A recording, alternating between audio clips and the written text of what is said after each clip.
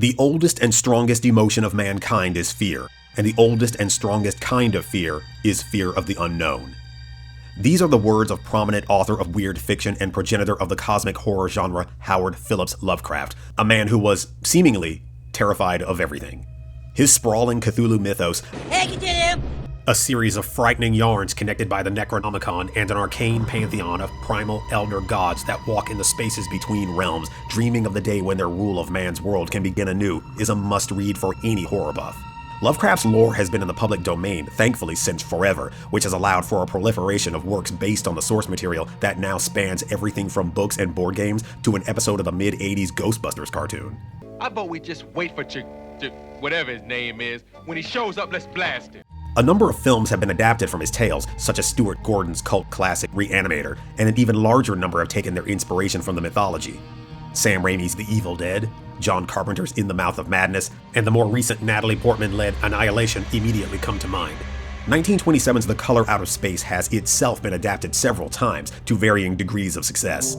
Lovecraft's stories are infamously difficult to adapt well. The allure of his writing style is in the description, the images his words conjure in your imagination, and, I'm sorry, but all that gibbering, undulating, and quivering, along with the ever-present stench of fish-filled decay, doesn't always translate to film.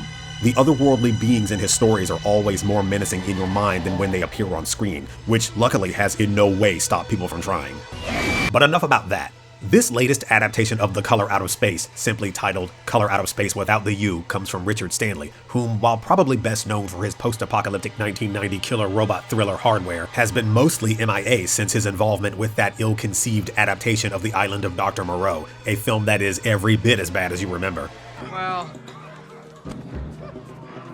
things didn't work out. He shares a screenwriting credit with Scarlett Amaris of The Mother of Toads, a segment in the 2011 horror anthology The Theater Bizarre they co-wrote and Stanley directed, which marks this version as something of a comeback for him.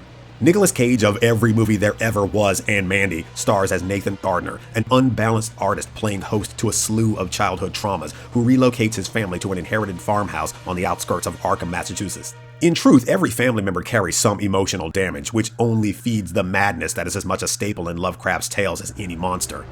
Alongside Nathan is his workaholic wife Teresa, played by the Patriot and Event Horizon's Jolie Richardson. Their daughter Lavinia, I see you Easter egg, a tempestuous witchcraft-dabbling teen played by Madeline Arthur of Tim Burton's Margaret Keane biopic Big Eyes.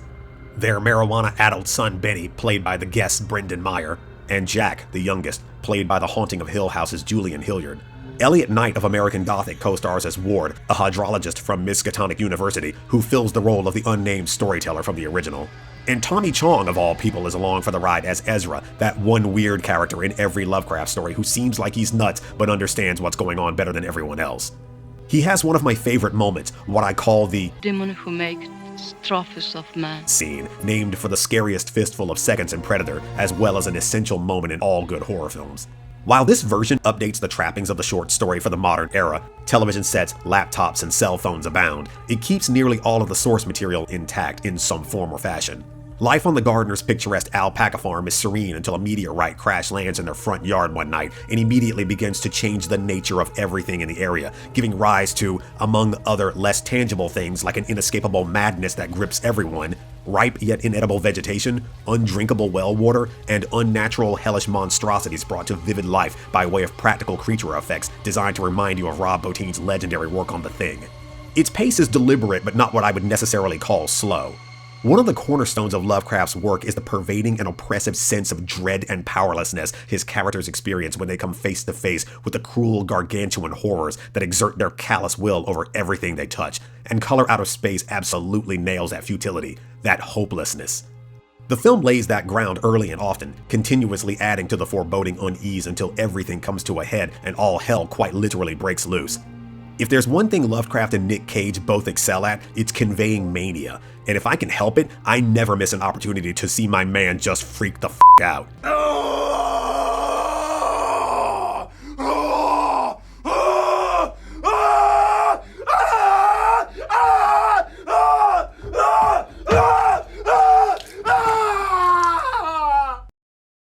I know just the thing. The film's tone occasionally teeters on the line between silly and severe, inadvertently conjuring remembrances of some of Stephen King's lesser film adaptations like Pet Sematary and Sleepwalkers.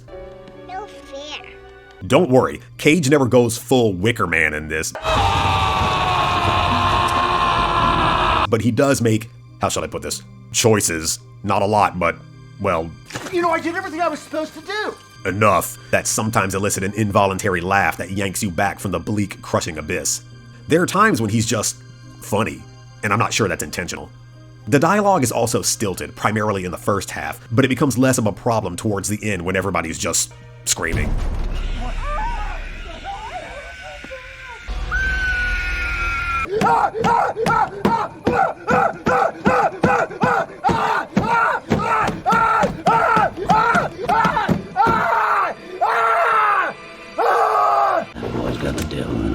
If nothing else, I have to give it credit for how good it looks. The cinematography by I Am Mother Steve Anise is dreamlike and all-encompassing when the titular color takes hold, but also sharply contrasted in his well-shot night sequences, which lends itself to a world that is always believable even when it least resembles Earth.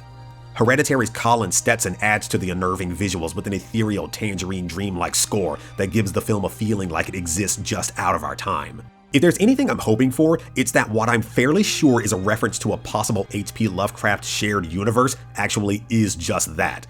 While certainly not perfect, Color Out of Space is strong enough to kickstart an entire series of adapted tales. Because the mere possibility of finally getting well-crafted mid to big budget updates of the Dunwich Horror, The Case of Charles Dexter Ward, and Dare I Even Dream at the Mountains of Madness is enough to make anyone see strange colors.